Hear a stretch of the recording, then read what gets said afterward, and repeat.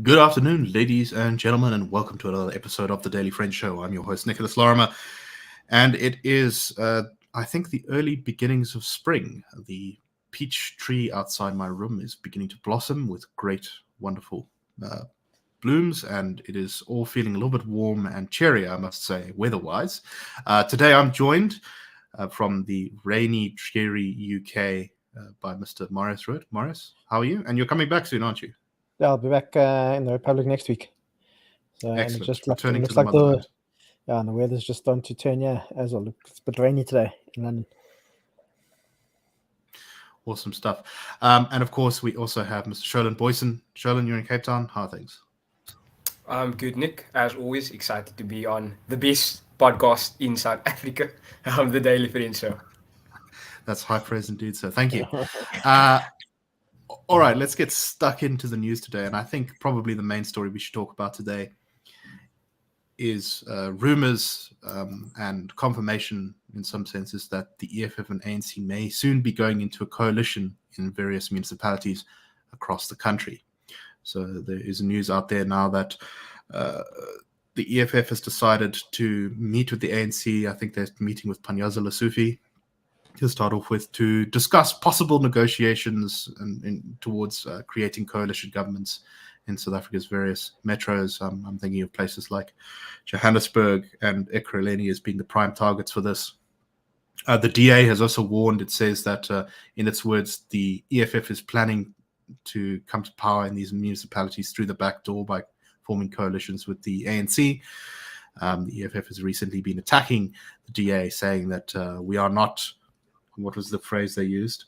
Helen Zilla's garden boys or kitchen girls who can be ordered about. You have been undermining us. We will destroy you. I'm paraphrasing some of that, but yeah, that's essentially the sentiment coming out of the EFF. The DA says that they are probably being joined in these coalition negotiations by the PAC and the AIC. These parties altogether, at least in some of these metros, will likely have enough votes to maybe topple some of the coalitions. But it also raises the broader question of what the country might look like in 2024 when, and something like an ANC EFF coalition could be on the cards then. So let's start off with discussing the municipalities. Marius, what do you make of all this?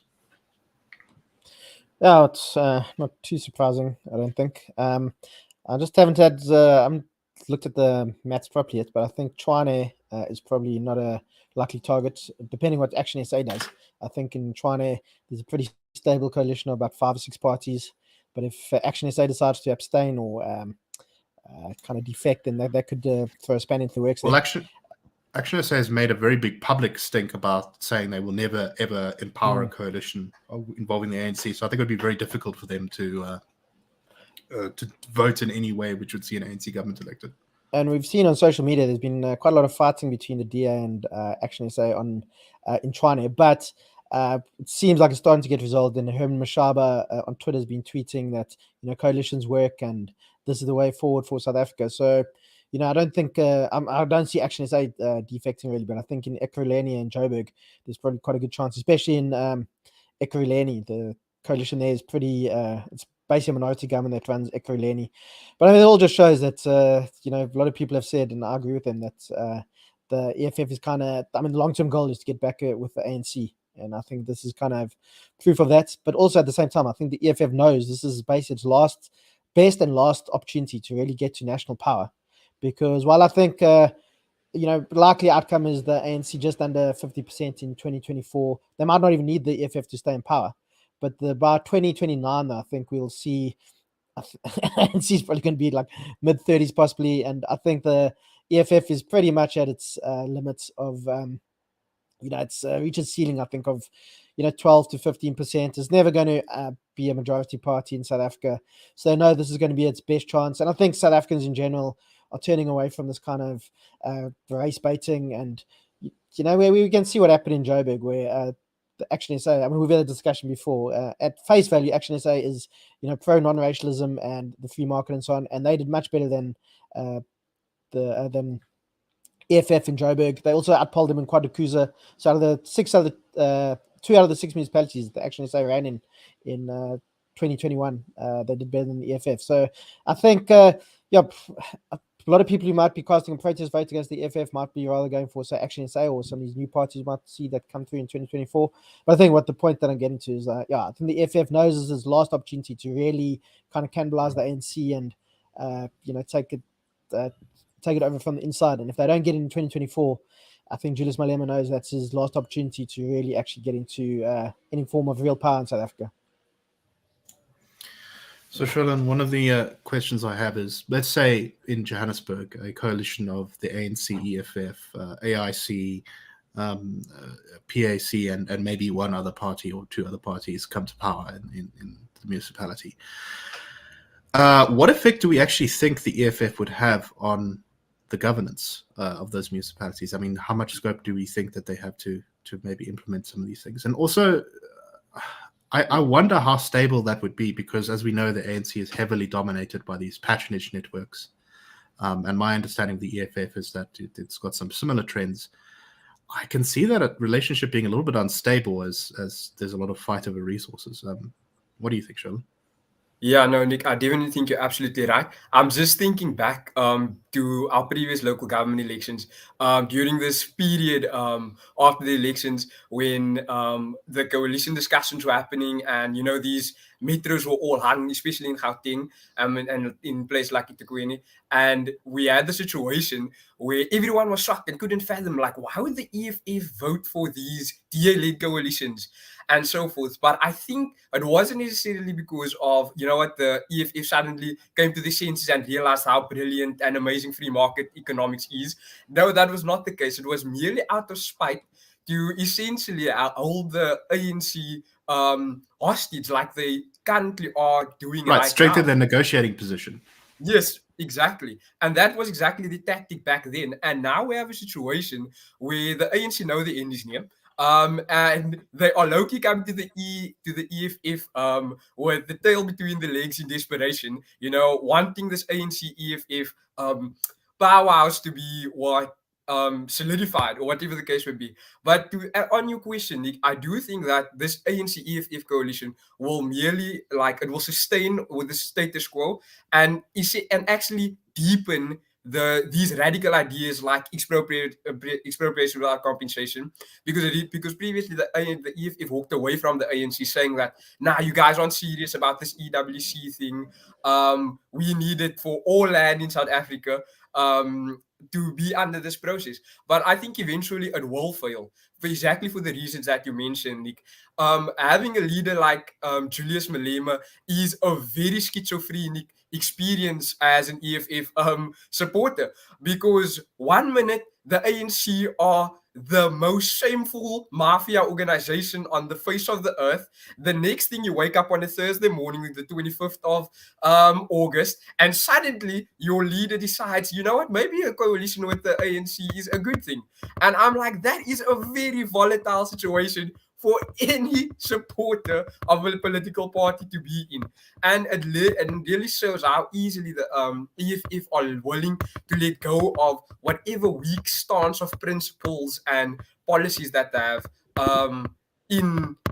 for the sake of being in power. In exactly as Marius said, as that they know that their ideas are not that attractive for South Africans broadly, so they have to take this chance. And maybe let's just hope that it won't be that negative or destructive for South Africa's future, Nick. Exactly. I think I heard some tapping there. I think it might have been coming from your side, Sholan. I'm not actually sure. But anyway, so Marius, my questions to you are twofold. One,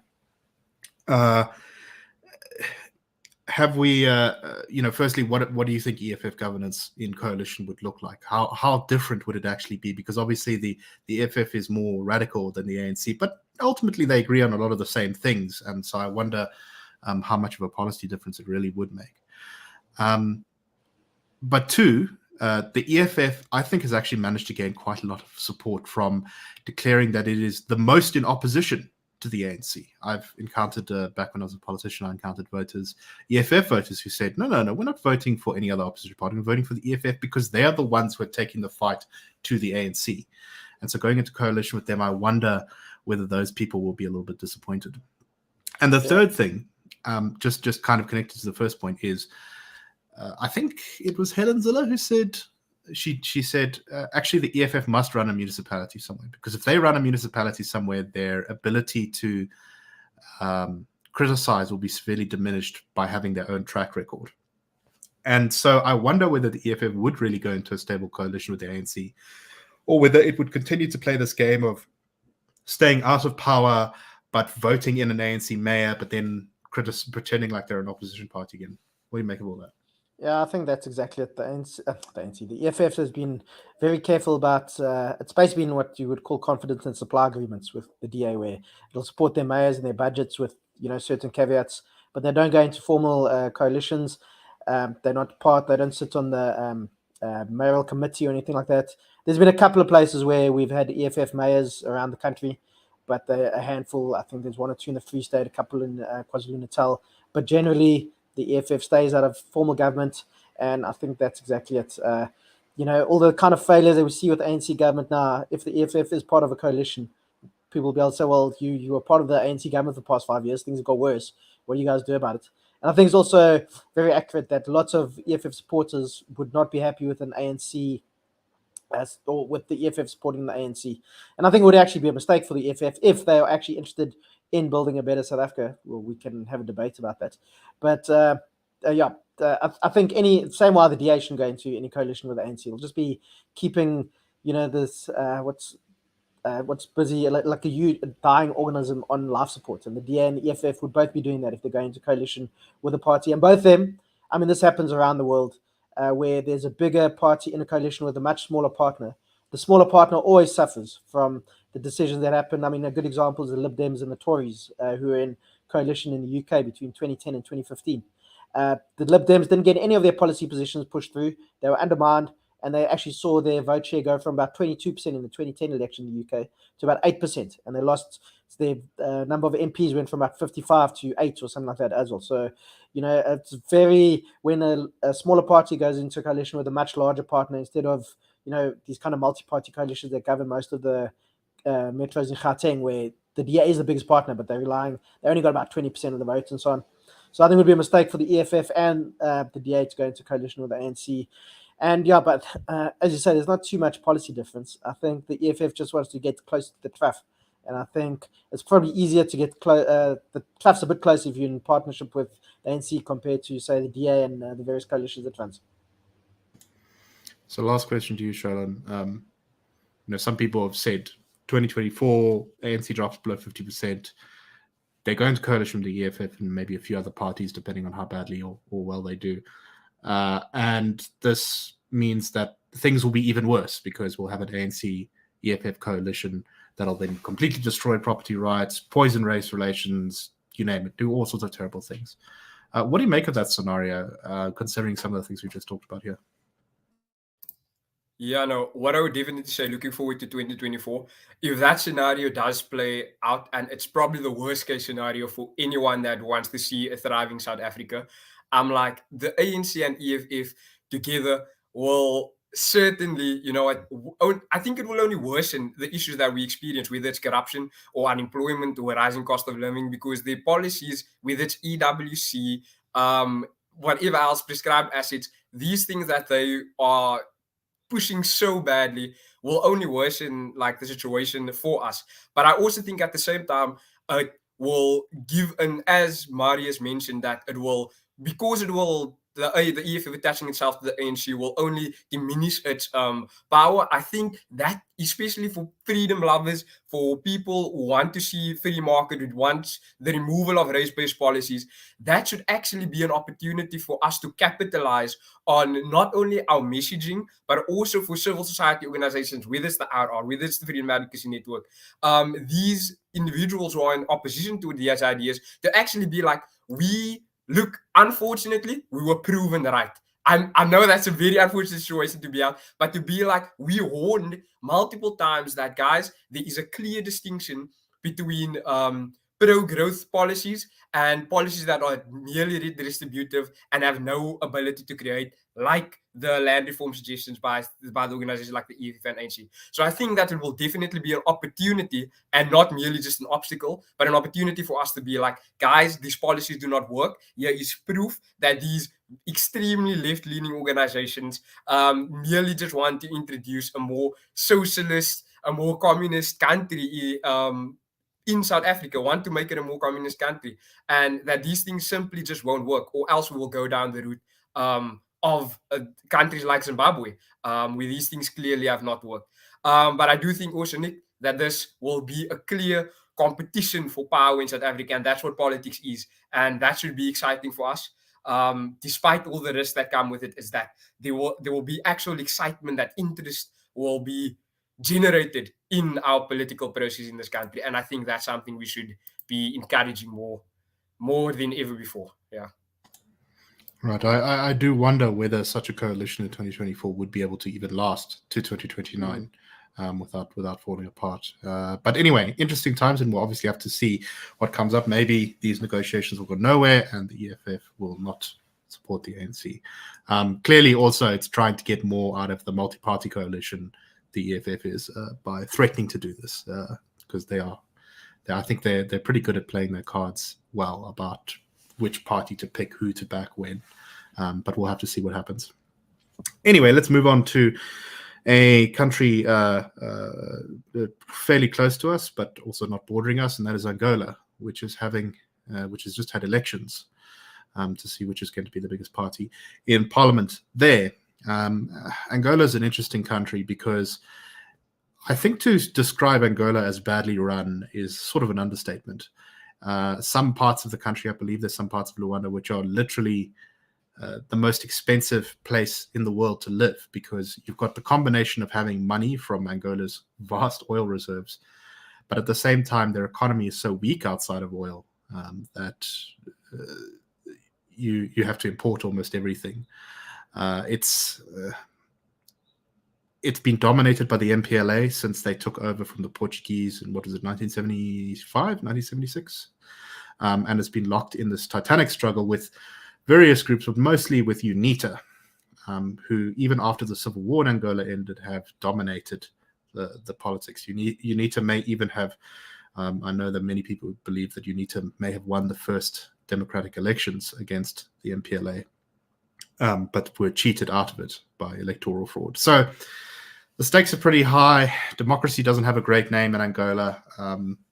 So far, the early results we've gotten published by the National Electoral Commission of Angola suggest that the MPLA is going to maintain its majority, a reduced majority, but still a strong one of 60%, and that UNITA is going to do pretty well. I think they got somewhere around 10% last time, but are now up to 33%.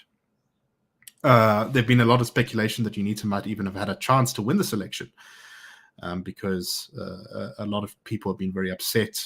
I think they've got huge amounts of unemployment, a lot of the usual problems, a lot of similar problems to what caused the Arab Spring, actually, in North Africa in 2011. UNITA has said not to trust the provisional results coming out of the National Electoral Commission there. They say that they are keeping their own tally based off of the same data. They've also instructed their supporters not to leave the voting stations or the vicinity of the voting stations after casting their votes, that they must sit down and basically keep watch on the proceedings. So things are a bit tense there. Angola remains a very, very poor country. They've got youth unemployment of more than half. And many people who were interviewed by Reuters for regarding the election have expressed, shall we say, not a lot of confidence in Angola's democratic institutions there. Marius, what do you make of all this? Do you think the MPLA is destined to win? Do you think the election will be anything close to free or fair? What are your thoughts? Well, it seems that there's quite a lot of already dodgy stuff happening in Angola, but the momentum seems to be against the MPLA. There've been a couple of polls that have come out. Political polling is still quite new in Angola, so it's not clear how accurate these are going to be. But most of them had with UNITA quite a big lead over the MPLA. And I was reading some reports from reporters in Angola, where they were in places that like Luanda, the north of Angola, which are kind of MPLA strongholds, where the MPLA rallies was struggling to get more than a handful of people, and just seems that anecdotally that people are getting quite, to use the South Africanism, hurtful with the MPLA. And I was just looking at their per capita GDP data here, and so in 2014, the average Angolan GDP per capita was $8,000 on constant US dollars. Now it's less than 6,000. South Africa's also seen a small drop like that, or small drop, but nothing as big as the Angolan drop. So there's definitely, it's definitely suffering from. It happens to a lot of kind of developing countries where they're reliant on one commodity, which is obviously in Angola's case, oil. Creates a lot of distortion in the economy. Very little that wealth has trickled down to ordinary Angolans.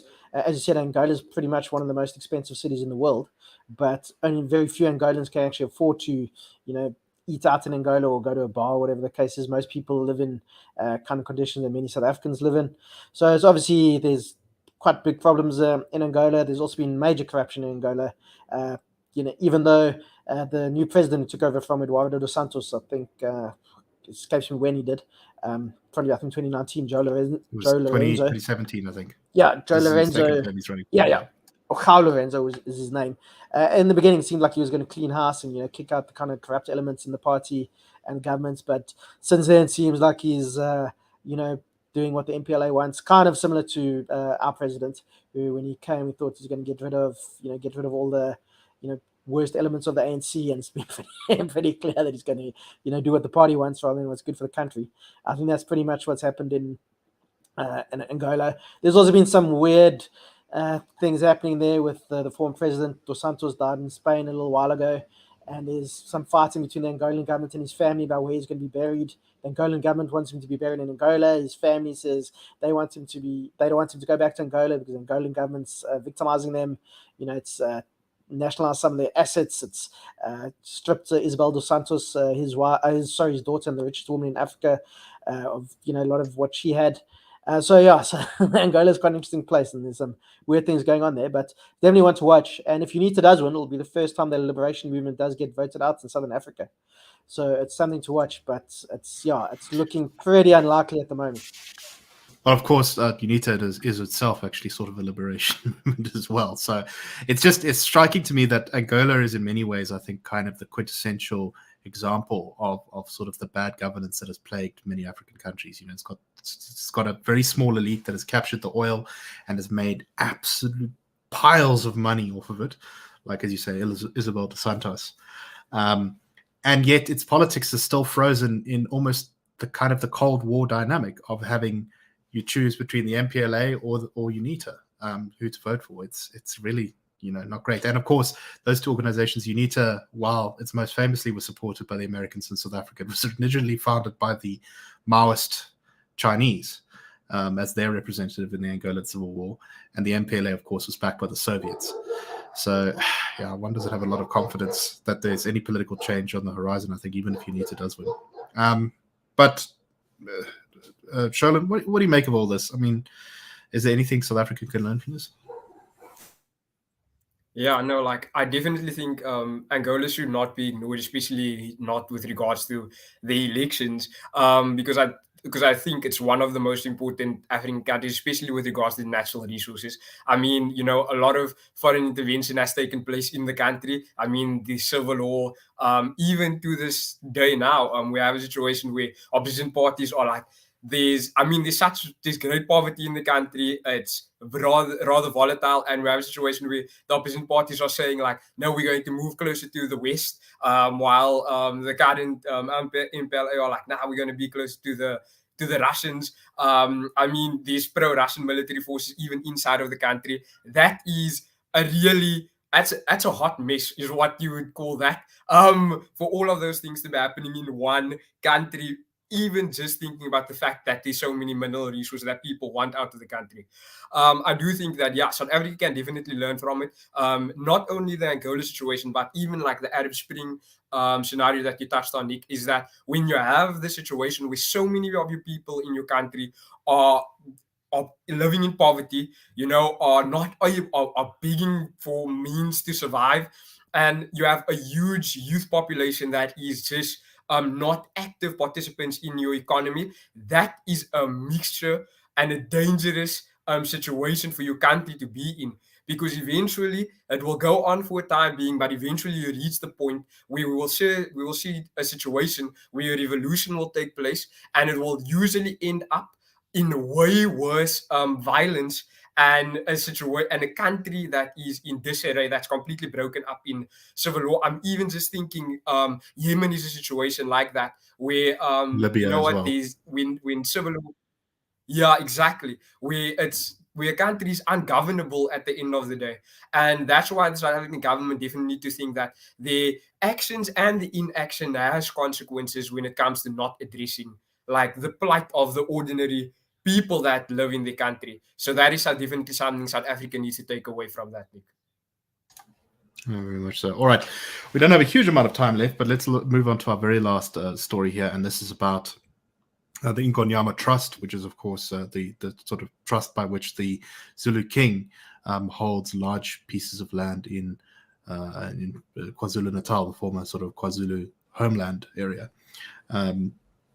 Relatively recently, the Ingonyama Trust decided that the messy way in which the land was allocated wasn't really working, and so it decided to start signing lease agreements with the people who lived on that land and charging them rent. This was very strongly opposed by various civil society groups, and the Ingonyama Trust was taken to court by the Council for the Advancement of the South African Constitution and the Rural Women's Movement, who said that the trust has converted their permission to occupy agreements, which is what in the former homelands and the sort of traditional lands tends to be the form of landholding agreement, into lease contracts, and that this was illegal. Last year, a court found that it was indeed illegal and that the Ingonyama Trust could not charge rent, and that has now been confirmed by the Supreme Court of Appeals. And so this was, of course, very strongly opposed by the Zulu King, and of course, there's a new Zulu King, as everyone I'm sure has seen in the news.